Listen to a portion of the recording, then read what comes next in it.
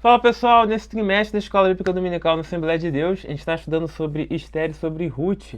Então hoje eu vou mostrar alguns recursos para vocês aqui para aulas de Escola Bíblica Dominical, para a gente aprender mais tanto sobre a Esther quanto sobre a Ruth, tá bom? Então, se você gosta desse conteúdo, se inscreve aqui nesse canal, curte esse vídeo, para dar aquela fortalecida aqui, aquela moral, tá bom pessoal? Então vamos lá, sem perder muito tempo. Eu queria mostrar aqui primeiro o nosso Instagram, a Bíblia do Moisés, né? Isso mesmo. Você pode acessar aqui no Instagram e você vai encontrar uma série de recursos também para você. Tá? Um recurso bem interessante são mapas mentais. Nossos vídeos aqui, né? Uns reels aqui bem legais aí. Mas você vai ter também alguns outros recursos, né? Como você tem um pequeno mapa mental aqui sobre Ruth, onde eu falo aqui sobre algumas curiosidades, né? O nome de Ruth em hebraico, né? Esse nome provavelmente significa refrigério, saciedade e conforto. A gente não sabe com 100% de certeza qual é o significado do nome dela, né? Por isso que a gente colocou esse provavelmente aqui. Nem sempre a gente consegue com o nome aí do personagem do Antigo Testamento saber com 100% de certeza o nome dele, tá? Às vezes a gente não consegue, até porque no hebraico a gente tem o texto mais antigo, assim, a gente consegue encontrar só as consoantes. Aqui são consoantes em hebraico, tá? A vogal, ela não tá aqui ainda, né? A vogal é quando tem aqueles pontinhos aqui, sabe? Essas são as vogais em hebraico. As vogais, elas são colocadas no período da Idade Média. E dependendo da forma como você coloca as vogais, às vezes a palavra pode ter um outro significado. Por isso que às vezes fica um pouco confuso sobre o significado ali do personagem, tá? Ela aparece uma peça de teatro em 4 cenas, né? Isso aqui é uma informação bem legal sobre o livro de Ruth, né? Porque você observa ali. E ela lembra uma peça de teatro, né? Esther também tem um pouco dessa característica. Você acaba que você olha e parece que você está lendo realmente uma peça teatral, né? Em 4 atos aqui no caso de Ruth, né? No caso de Esther, uma quantidade um pouco maior. Demonstração da fé de Davi como legado dos seus ancestrais, né? Então Davi ele tinha uma fé ali, que tinha uma fé bem firme, né, no Deus de Israel, e a gente vê que Ruth também tem essa fé, né? Então parece que é até um legado que os ancestrais deixaram aí para Davi, né? Até porque ela tem parentesco com o rei Davi, como a gente descobre ali no final do livro. E Deus preservou famílias fiéis e de uma delas veio o rei Davi, né? Bem legal também esse tipo de análise aqui, porque a gente observa que é uma família simples, uma família realmente que tecnicamente não tem nenhuma expressividade ali para aquela região, só que dela vem aí um parentesco aí com o rei Davi. Então, como Deus preservou essas famílias que foram fiéis, né, e que a história dela está marcada aí pra gente até os dias de hoje, tá? Então a gente tem aqui o de Ruth, tem o de Esther também que é bem legal, né? Um mapa mental aqui é bem legal tu apresentar isso para classe, essas análises aqui. Eu sei que ele é bem curtinho, mas ele te ajuda aí a conseguir entender, né, meio que o que o livro está falando. Então o livro ele tem várias ironias, o livro da Esther. Eu já até comentei num vídeo anterior sobre Esther, você pode acessar aqui no canal, onde eu falo um pouco das curiosidades do livro de Esther, né, um pouco das ironias que ele tem. Lá no livro de Esther a gente tem uma ironia, né? O homem morre, por exemplo, numa forca que ele mesmo mandou fazer, né? Um negócio meio inesperado, a gente não espera que isso aconteça. Mas não só isso, né? Várias outras coisas também. Logo no começo, né? O rei ele manda em vários locais, ele manda no império todo, ele manda em várias províncias, né? Mas ele pede ali para esposa dele ir na festa dele e ela não vai, né? Então é uma ironia também, tá? O nome de Deus não aparece, embora a gente saiba que a mão dele está na história, né? O nome de Deus não aparece, eu já até falei num vídeo aqui um pouco sobre isso. O nome de Deus, ele provavelmente ele não aparece, né? Até porque ele está no período pós-exílico, né? Então nessa época que eles estão um pouco mais preocupados com esse uso do nome de Deus. A gente tem lá no terceiro mandamento uma clara regra que não pode tomar o nome de Deus em vão. E aí o pessoal tá um pouco assustado aqui, né? Pô, se eu tomar o nome de Deus em vão, eu tô violando o mandamento, se eu tô violando o mandamento, eu tô pecando contra Deus, né? Então, como eles estão meio assustados por conta do cativeiro babilônico e tudo mais, então o pessoal tá tendo muito cuidado com isso. Então, provavelmente, por isso que eles não colocaram o nome de Deus ali. Embora a gente saiba que a mão dele tá nessa história. Nem todos os judeus voltaram do exílio, isso aqui é uma curiosidade bem interessante, né? Nem todos os judeus ali já retornaram do exílio babilônico, né? Alguns ficam lá naquela região mesmo, tá? E a Esther, por exemplo, e Mardoqueu, eles ficam por lá, né? Então a gente vê que eles estão bem longe de Jerusalém, tá? E o livro se passa na época do Império Persa, né? Um período ali após o retorno do exílio. O livro ele passa justamente no império que acaba derrotando o Império da Babilônia. Então aí a gente consegue localizar mais ou menos na época da história por onde está o livro de Esther, né? Para teologia mais conservadora, por volta de 400 e pouco antes de Cristo, tá? Se for uma teologia, né, uma abordagem que não vê a Bíblia como palavra de Deus, uma abordagem um pouco mais cética, eles tendem a colocar a data um pouco mais para frente, uns 300 e pouco antes de Cristo, por aí vai. Só que eu sei que o meu público é bem conservador, né? Eu também sou da teologia conservadora, então a gente adota sempre esse sistema de datas quando a gente fala aqui, tá? Bom, isso aqui é um recurso lá na minha página. Segue lá, pô. Vai estar aqui o link no primeiro comentário fixado na página do Instagram. Dá uma moral pra gente aí, vai lá, segue. Tem rios aqui, tem carrossel, tem várias coisas legais. Quando sai um vídeo, tu descobre lá na hora, ó o vídeo da Esté aqui, ó. Então a gente tem muita coisa legal aqui, pessoal. Não vamos. E tem o nosso curso de interpretação bíblica também. Se tiverem interesse, tudo isso que eu falo aqui, pessoal, tá no nosso curso de interpretação bíblica, quando eu falo dos gêneros literários, né? E tudo isso está lá no nosso curso, é um curso bem interessante, está com preço super acessível. Ele tem um módulo 1 de aspectos gerais da Bíblia, a gente tem ali um módulo que fala sobre interpretação do Antigo Testamento, parte 1 e parte 2, né? Que a gente dividiu aqui na parte de lei, na parte 1 e narrativas, e na parte 2 a parte, por exemplo, de poesia, parte de profecia, que são partes bem complexas e bem interessantes, né?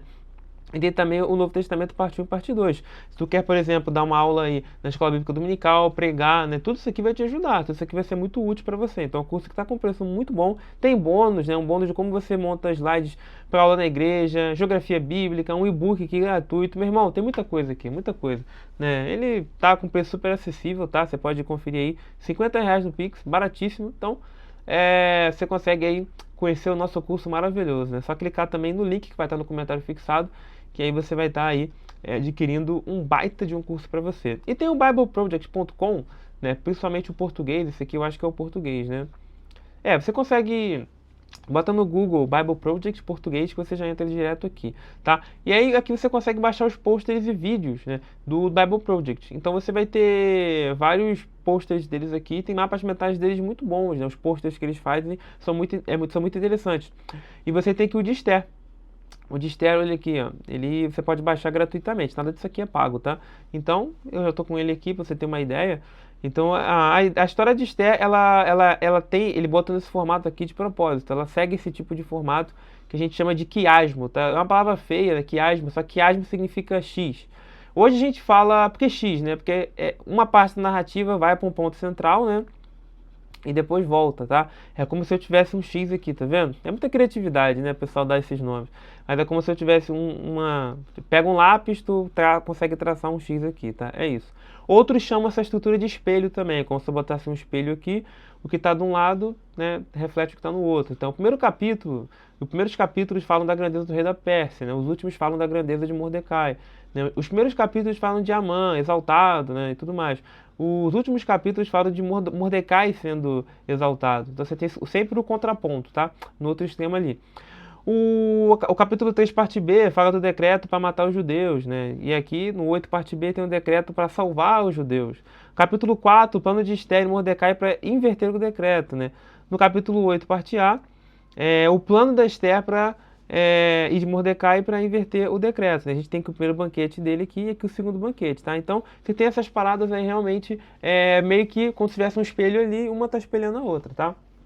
E a gente tem aqui o pivô da história, né? O capítulo 6, né? Que é o ponto central ali da narrativa, né? Que é um ponto bem legal, né? Que o Mordecai está sendo louvado ali, né? O rei acorda ali, tem uma insônia, na verdade, né? Pede para ler as crônicas dele, e aí ele descobre, né? Ele lembra que o Mordecai salvou a vida dele, e ele vai e fala para honrarem o Mordecai, né? E o camarada que odeia o Mordecai vai lá e honra ele na cidade, né? Um negócio bem, bem interessante. Que é um pouco dessa ironia que eu falo para vocês, né, pessoal? A ironia que a gente tem aí no livro de Esther. Tem algumas curiosidades aqui, ó. Deus nunca é mencionado no livro, né? Convite para procurar o mover de Deus, né? Você não vai ver Deus diretamente, mas a gente consegue ver o mover dele. E coincidência em inversão irônica, né? Não são coincidências que estão acontecendo, tá? A gente realmente vê a mão de Deus, né? Que parece ser coincidências às vezes.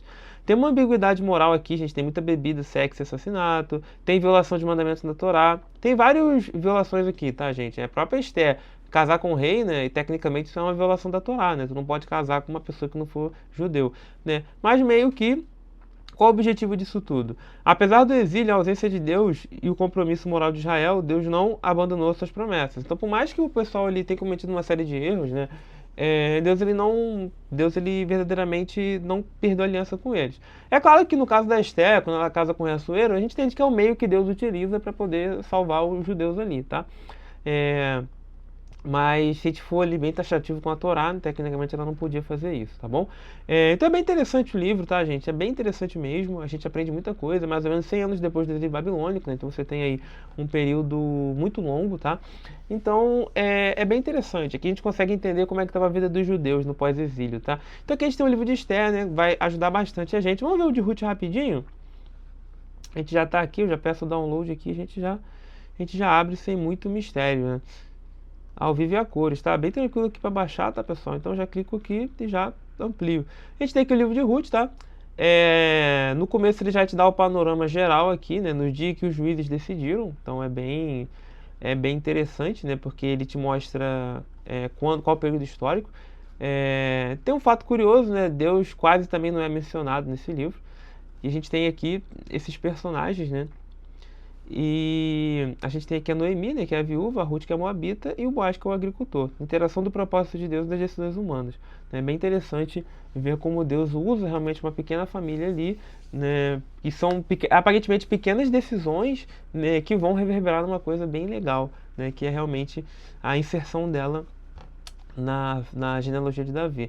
Então fala aqui dos capítulos, dos 4 atos, né, que lembram muito uma peça de teatro, né? Você tem o ato 1, o ato 2, o ato 3 e o ato 4.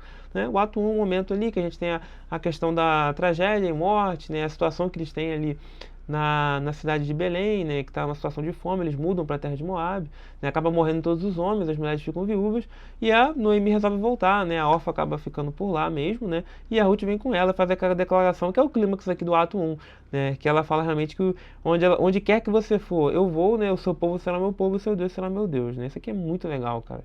Então, a gente aprende bastante. O capítulo 2 mostra a dificuldade que elas passam, né, porque essas mulheres, uma mulher naquele período realmente ela vai ter muita dificuldade, então ela vai precisar de ajuda, né? Então ela precisa de comida. E a Noemi vai ajudar ela nesse ponto, né? Ela vai acabar na procura de comida, né? Ela vai encontrar, né, o Boaz, né, o agricultor, né? Um homem de caráter nobre, né? Um homem que mostra generosidade, né? E é hora para que Deus abençoe, tá? Então eles descobrem que ele é um parente resgatador, né? E a gente tem toda essa questão da cultura da época, desse parente resgatador, né, que tem a tradição lá, que vem do livro de Deuteronômio, ali do Levirato, né, que a partir disso ele poderia se casar com a Ruth, né, e aí isso seria a salvação para essa família, né, porque na época a mulher, gente, ela passa uma situação muito difícil, uma mulher que basicamente não tem um marido aqui, ela infelizmente está vivendo uma situação bem complexa. Então capítulo 3, tá?